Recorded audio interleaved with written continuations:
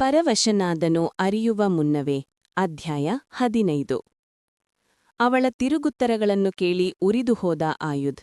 ಅದೆಷ್ಟು ಧೈರ್ಯವಿದ್ದರೆ ತನಗೇ ಎದುರುತ್ತರ ನೀಡುತ್ತಾಳೆ ಎಂದು ಕೋಪ ಬಂದಿತ್ತು.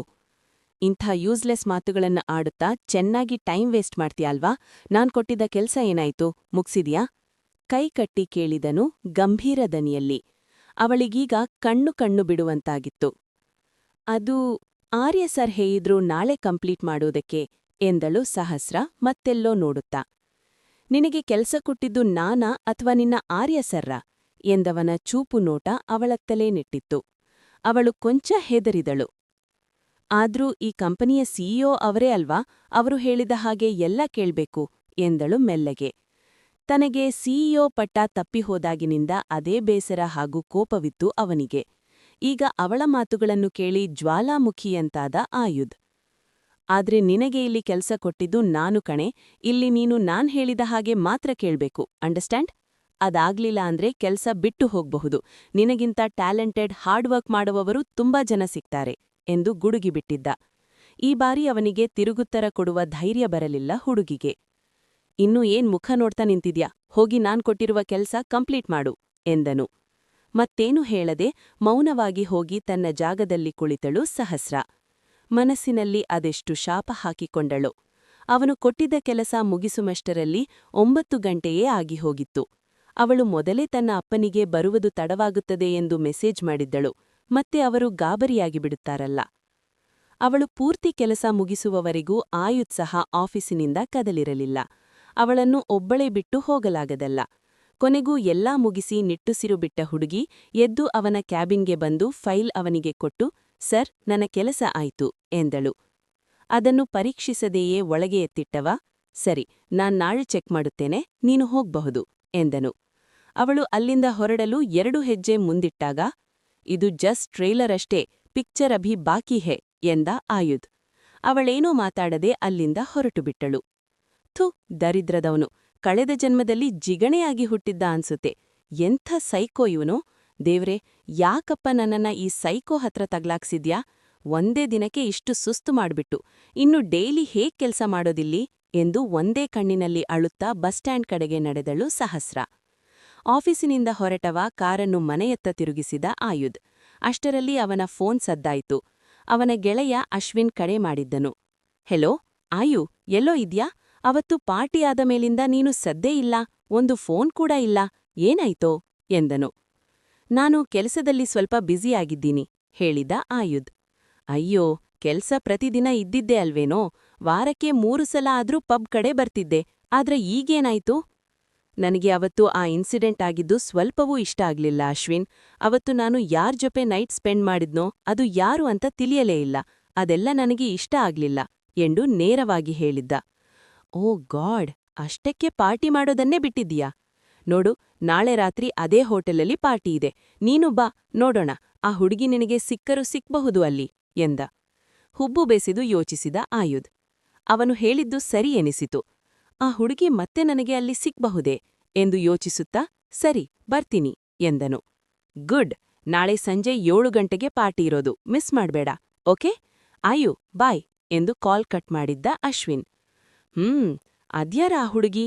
ನಾಳೆ ಪಾರ್ಟಿಗೆ ಹೋದ್ರೂ ಅವಳು ಅಲ್ಲೂ ಸಿಕ್ಕಿದ್ರೂ ನಾನು ಹೇಗೆ ಕಂಡ್ಹಿಡಿಯೋದು? ಅವತ್ತು ನನ್ನ ಜೊತೆ 2 ಮಾತಾಡಿ ಹೋಗಿದ್ರೆ ಅವಳ ಗಂಟೇನು ಹೋಗ್ತಿತ್ತು? ಎಲ್ಲ ಮುಗಿದ ಮೇಲೆ ಹಾಗೆ ಕದ್ದು ಓಡುವುದ್ಯಾಕೆ? ನಾನ್ಸೆನ್ಸ್ ಗರ್ಲ್ ಎಂದುಕೊಳ್ಳುವಾಗ ಸಹಸ್ರ ಬಸ್ ಸ್ಟ್ಯಾಂಡ್ನಲ್ಲಿ ನಿಂತಿರುವುದು ಕಣ್ಣಿಗೆ ಬಿತ್ತು. ಆದರೂ ಅವಳನ್ನು ನೋಡದವನಂತೆ ಹೊರಟು ಹೋದನು ಆಯುಧ್. ಮಗಳು ಮನೆಗೆ ಬರುವುದನ್ನೇ ಕಾಯುತ್ತಿದ್ದರು ನರೇಂದ್ರ. ಹೇಗೋ ಬಸ್ ಹಿಡಿದು ಮನೆ ತಲುಪಿದ್ದಳು ಸಹಸ್ರ. ಏನಮ್ಮ ಇದು, ಇಷ್ಟು ಲೇಟಾಗಿ ಬರ್ತಾ ಇದ್ಯಾ? ಪ್ರತಿದಿನ ನಿನಗೆ ಆಫೀಸ್ ಮುಗಿಯುವುದು ಇಷ್ಟೇ ತಡ ಆಗುತ್ತಾ? ಹುಬ್ಬು ಬೆಸೆದು ಕೇಳಿದರು. ಅವಳ ಜೊತೆ ಏನ್ ಹೇಳ್ಬೇಕು ಅಂತ ಮೊದಲೇ ತಯಾರಾಗಿ ಬಂದಿದ್ದಳು ಹುಡುಗಿ.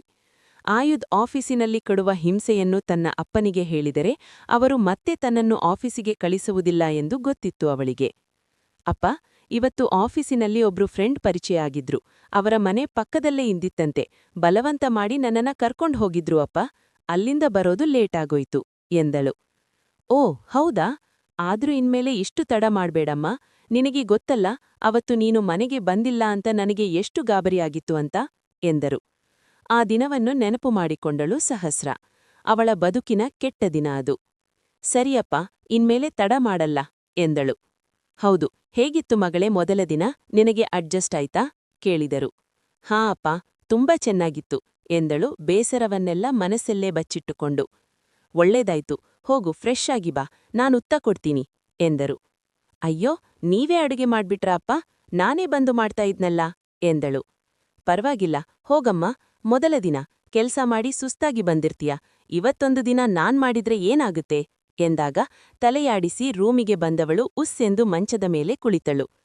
ತನ್ನ ಅಪ್ಪ ತನ್ನ ಮೇಲಿಟ್ಟಿರುವ ಪ್ರೀತಿಯನ್ನು ಕಂಡು ಅವಳ ಮನಸ್ಸು ಭಾರವಾಯಿತು.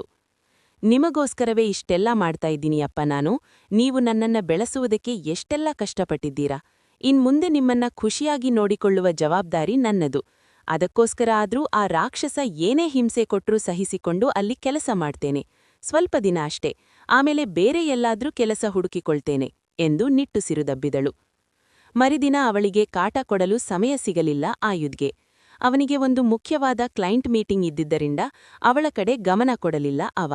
ಹಾಗಾಡಿಯೇ ನೆಮ್ಮದಿಯ ನಿಟ್ಟುಸಿರು ಬಿಟ್ಟು ತನ್ನ ಕೆಲಸ ಮುಗಿಸಿ ಬೇಗನೆ ಮನೆಗೆ ಬಂದಿದ್ದಳು ಸಹಸ್ರ. ಇತ್ತ ಆಯುಧ್ ಸಂಜೆ ಅಶ್ವಿನ್ ಕರೆದಿದ್ದ ಪಾರ್ಟಿಗೆ ಬಂದಿದ್ದನು. ಕಿವಿ ಚಿಟ್ಟು ಹಿಡಿಯುವ ಸಂಗೀತ ಕೇಳಿ ಬರುತ್ತಿತ್ತು.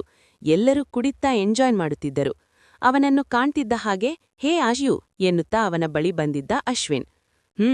ಸದ್ಯ ಬಂದ್ಯಲ್ಲ, ನಾನೆಲ್ಲೋ ಬರಲ್ಲ ಅನ್ಸ್ಕೊಂಡಿದ್ದೆ ಎಂದವನ ಹೆಗಲು ಬಳಸುತ್ತಾ ಆಯುಧ್ ಸುತ್ತಲೂ ಗಮನಿಸುತ್ತಿದ್ದನು.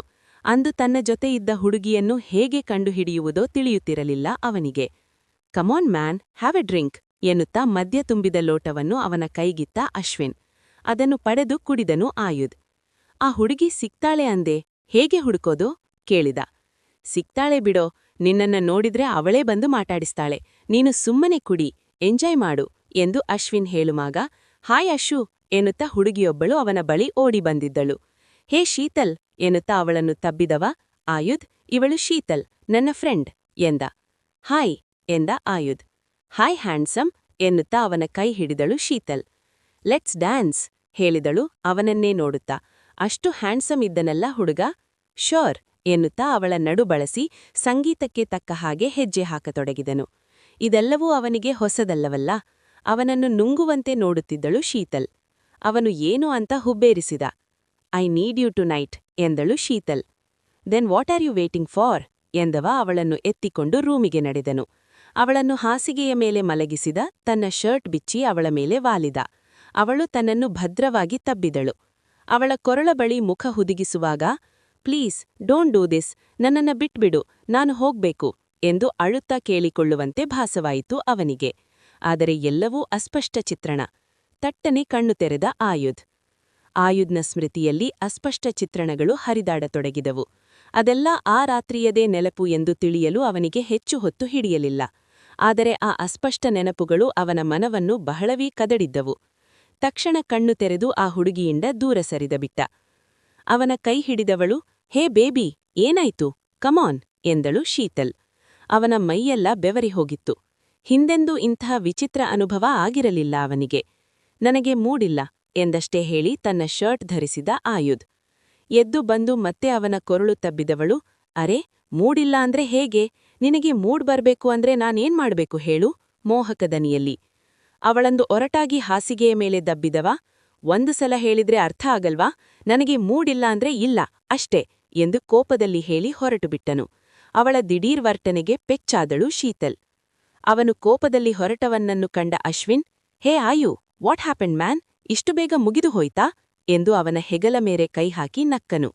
ಅವನ ಕೈಯನ್ನು ಸರಿಸಿ, ಶಟಪ್, ಆ ಹುಡುಗಿ ಸಿಕ್ತಾಳೆ ಅಂತ ನೀನು ಹೇಳಿದಕ್ಕೆ ನಾನು ಬಂದಿದ್ದು, ನಾನು ಹೋಗ್ತಾ ಇದ್ದೀನಿ, ಮತ್ತೆ ನನ್ನನ್ನು ಕರೆಯಬೇಡ ಎಂದು ಹೊರಟಾಬಿಟ್ಟನು. ಅಶ್ವಿನ್ಗೆ ವಿಚಿತ್ರವೆನಿಸಿತು.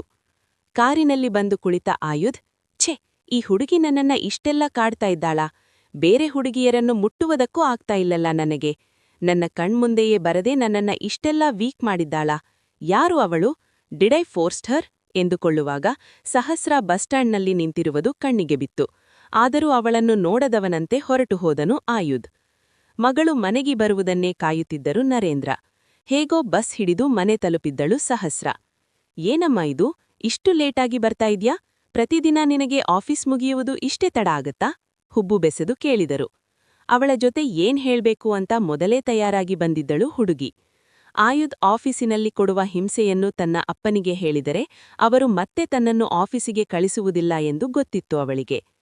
ಅಪ್ಪ, ಇವತ್ತು ಆಫೀಸಿನಲ್ಲಿ ಒಬ್ರು ಫ್ರೆಂಡ್ ಪರಿಚಯ ಆಗಿದ್ರು. ಅವರ ಮನೆ ಪಕ್ಕದಲ್ಲೇ ಇದ್ದಿತ್ತಂತೆ. ಬಲವಂತ ಮಾಡಿ ನನ್ನನ್ನ ಕರ್ಕೊಂಡ್ ಹೋಗಿದ್ರು ಅಪ್ಪ. ಅಲ್ಲಿಂದ ಬರೋದು ಲೇಟ್ ಆಗೋಯ್ತು ಎಂದಳು. ಓ ಹೌದಾ? ಆದ್ರೂ ಇನ್ಮೇಲೆ ಇಷ್ಟು ತಡ ಮಾಡ್ಬೇಡಮ್ಮ. ನಿನಗೆ ಗೊತ್ತಲ್ಲ, ಅವತ್ತು ನೀನು ಮನೆಗೆ ಬಂದಿಲ್ಲ ಅಂತ ನನಗೆ ಎಷ್ಟು ಗಾಬರಿಯಾಗಿತ್ತು ಅಂತ ಎಂದರು. ಆ ದಿನವನ್ನು ನೆನಪು ಮಾಡಿಕೊಂಡಳು ಸಹಸ್ರ. ಅವಳ ಬದುಕಿನ ಕೆಟ್ಟ ದಿನ ಅದು. ಸರಿಯಪ್ಪ, ಇನ್ಮೇಲೆ ತಡ ಮಾಡಲ್ಲ ಎಂದಳು. ಹೌದು, ಹೇಗಿತ್ತು ಮಗಳೇ ಮೊದಲ ದಿನ? ನಿನಗೆ ಅಡ್ಜಸ್ಟ್ ಆಯ್ತಾ ಕೇಳಿದರು. ಹಾ ಅಪ್ಪ, ತುಂಬಾ ಚೆನ್ನಾಗಿತ್ತು ಎಂದಳು ಬೇಸರವನ್ನೆಲ್ಲ ಮನಸ್ಸಲ್ಲೇ ಬಚ್ಚಿಟ್ಟುಕೊಂಡು. ಒಳ್ಳೇದಾಯ್ತು, ಹೋಗು ಫ್ರೆಶ್ ಆಗಿ ಬಾ, ನಾನುತ್ತ ಕೊಡ್ತೀನಿ ಎಂದರು.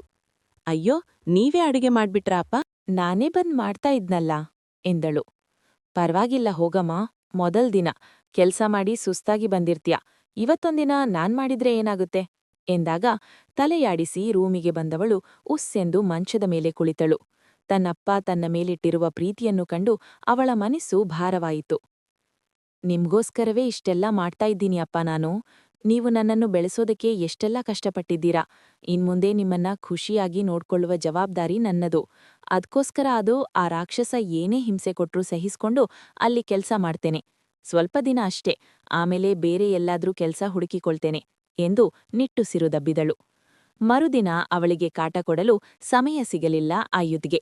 ಅವನಿಗೆ ಒಂದು ಮುಖ್ಯವಾದ ಕ್ಲೈಂಟ್ ಮೀಟಿಂಗ್ ಇದ್ದುದರಿಂದ ಅವಳ ಕಡೆ ಗಮನ ಕೊಡಲಿಲ್ಲ ಅವ. ಹಾಗಾಡ್ಯೇ ನೆಮ್ಮದಿಯ ನಿಟ್ಟುಸಿರು ಬಿಟ್ಟು ತನ್ನ ಕೆಲಸ ಮುಗಿಸಿ ಬೇಗನೆ ಮನೆಗೆ ಬಂದಿದ್ದಳು ಸಹಸ್ರ.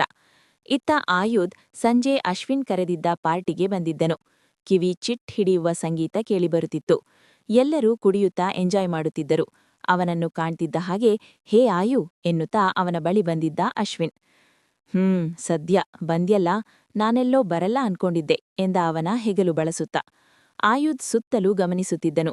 ಅಂದು ತನ್ನೊಂದಿಗಿದ್ದ ಹುಡುಗಿಯನ್ನು ಹೇಗೆ ಕಂಡುಹಿಡಿಯುವುದೋ ತಿಳಿಯುತ್ತಿಲ್ಲ ಅವನಿಗೆ. Come on man, have a drink ಎನ್ನುತ್ತಾ ಮಧ್ಯ ತುಂಬಿದ ಲೋಟವನ್ನು ಅವನ ಕೈಗಿತ್ತ ಅಶ್ವಿನ್. ಅದನ್ನು ಪಡೆದು ಕುಡಿದನು ಆಯುಧ್. ಆ ಹುಡುಗಿ ಸಿಗ್ತಾಳೆ ಅಂದೆ, ಹೇಗೆ ಹುಡುಕೋದು ಕೇಳಿದ. ಸಿಗ್ತಾಳೆ ಬಿಡೋ, ನಿನ್ನನ್ನು ನೋಡಿದ್ರೆ ಅವಳೇ ಬಂದು ಮಾತಾಡಿಸ್ತಾಳೆ. ನೀನು ಸುಮ್ನೆ ಕುಡಿ, ಎಂಜಾಯ್ ಮಾಡು ಎಂದು ಅಶ್ವಿನ್ ಹೇಳುವಾಗ ಹಾಯ್ ಅಶು ಎನ್ನುತ್ತಾ ಹುಡುಗಿಯೊಬ್ಬಳು ಅವನ ಬಳಿ ಓಡಿ ಬಂದಿದ್ದಳು. ಹೇ ಶೀತಲ್ ಎನ್ನುತ್ತಾ ಅವಳನ್ನು ತಬ್ಬಿದವ, ಆಯು, ಇವಳು ಶೀತಲ್, ನನ್ನ ಫ್ರೆಂಡ್ ಎಂದನು. ಹಾಯ್ ಎಂದ ಆಯುಧ್. ಹಾಯ್ ಹ್ಯಾಂಡ್ಸಮ್ ಎನ್ನುತ್ತಾ ಅವನ ಕೈ ಹಿಡಿದಳು ಶೀತಲ್. ಲೆಟ್ಸ್ ಡ್ಯಾನ್ಸ್ ಹೇಳಿದಳು ಅವನನ್ನೇ ನೋಡುತ್ತಾ. ಅಷ್ಟು ಹ್ಯಾಂಡ್ಸಮ್ ಇದ್ದನಲ್ಲ ಹುಡುಗ.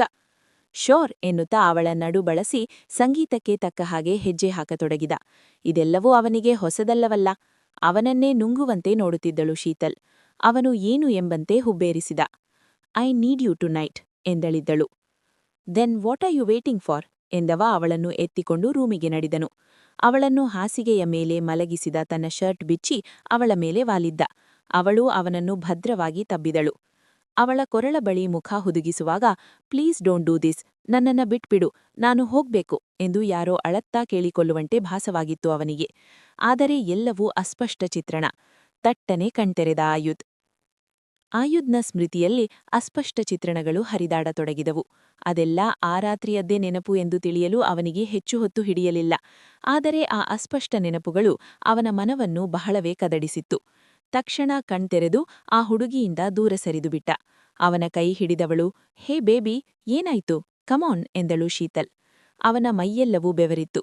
ಹಿಂದೆಂದೂ ಇಂತಹ ವಿಚಿತ್ರ ಅನುಭವ ಆಗಿರಲಿಲ್ಲ ಅವನಿಗೆ. ನನಗೆ ಮೂಡಿಲ್ಲ ಎಂದಷ್ಟೇ ಹೇಳಿ ತನ್ನ ಶರ್ಟ್ ಧರಿಸಿದ್ದ ಆಯುಧ್. ಎದ್ದು ಬಂದು ಮತ್ತೆ ಅವನ ಕೊರಳು ತಬ್ಬಿದವಳು, ಅರೆ ಮೂಡಿಲ್ಲ ಅಂದ್ರೆ ಹೇಗೆ?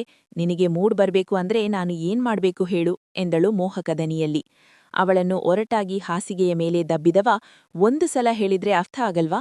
ನನಗೆ ಮೂಡಿಲ್ಲ ಅಂದ್ರೆ ಇಲ್ಲ ಅಷ್ಟೇ ಎಂದು ಕೋಪದಲ್ಲಿ ಹೇಳಿ ಹೊರಗೆ ನಡೆದುಬಿಟ್ಟ. ಅವನ ದಿಢೀರ್ ವರ್ತನೆಗೆ ಪೆಚ್ಚಾದಳು ಶೀತಲ್.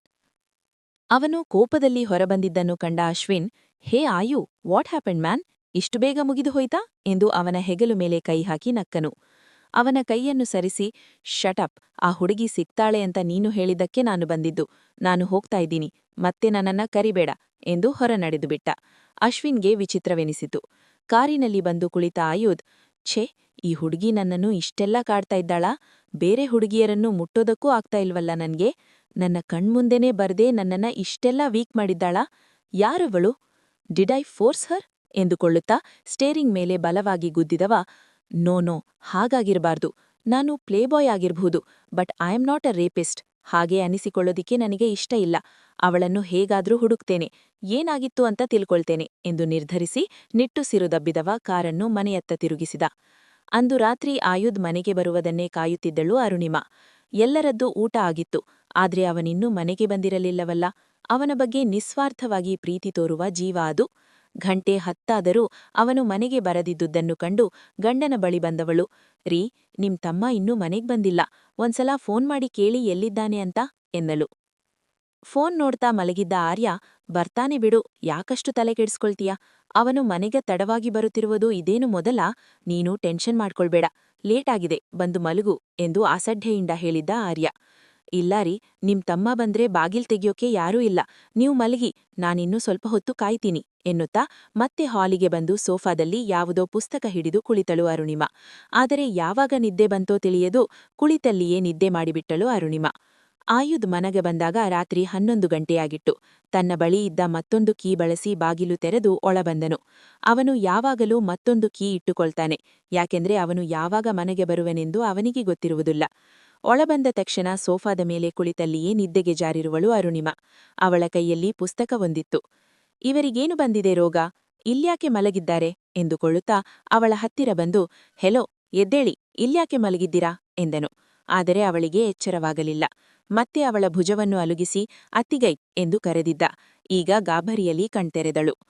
ಓಹ್, ಯಾವಾಗ ಬಂದೆ? ಬೇಗ ಮುಖ ತೊಳ್ಕೊಂಡ್ಬಾ, ಊಟ ಕೊಡ್ತೀನಿ ಎನ್ನುತ್ತಾ ನಿದ್ದೆಗಣ್ಣಿನಲ್ಲಿಯೇ ಮೇಲೆದ್ದಳು. ನನ್ ವಿಷಯದಲ್ಲಿ ತಲೆ ಹಾಕಿಲ್ಲ ಅಂದ್ರೆ ನಿಮಗೆ ತಿಂದ ಅನ್ನ ಕರಗೋದಿಲ್ವಾ? ನಿಮ್ನ್ಯಾರು ನನಗೋಸ್ಕರ ಕಾಯಿರಿ ಅಂದಿದ್ದು? ಸುಮ್ನೆ ಹೋಗಿ ಮಲಗ್ಬೇಕಾಯ್ತು ತಾನೆ? ಈ ನಾಟಕ ಎಲ್ಲ ಯಾಕ್ರಿ? ಯಾರನ್ನು ಮೆಚ್ಚಿಸೋದಿಕ್ಕೆ? ನಾನ್ ಮೊದ್ಲೇ ಹೇಳಿದ್ದೀನಿ ತಾನೆ, ನನ್ ಪಾಡಿಗೆ ನನ್ನಂಗ ಬಿಟ್ಬಿಡಿ, ನನಗೆ ಇದೆಲ್ಲ ಇಷ್ಟ ಆಗಲ್ಲ ಅಂತ. ಅದ್ನಾಗಿದ್ರೆ ನೀನವಳ ಮಾತುಗಳಿಗೆ ಬೇಸರಿಸಿಕೊಳ್ಳುತ್ತಿದ್ದಳೇನೋ, ಆದರೆ ಈಗ ಅದೆಲ್ಲವೂ ಅಭ್ಯಾಸವಾಗಿಬಿಟ್ಟಿದೆ. ನಿನ್ ಮಾತುಗಳ್ ಮುಗಿದಿದ್ರೆ ಹೋಗಿ ಮುಖ ತೊಳ್ಕೊಂಡು ಫ್ರೆಶ್ ಆಗಿ ಬಾ. ನನಗೆ ಗೊತ್ತು ನೀನಿನ್ನೂ ಊಟ ಮಾಡಿಲ್ಲ ಅಂತ. ನಾನು ಊಟ ಬಿಸಿ ಮಾಡ್ತೇನೆ ಎಂದು ಹೇಳಿ ಅಡುಗೆ ಮನೆಗೆ ನಡೆದುಬಿಟ್ಟಳು.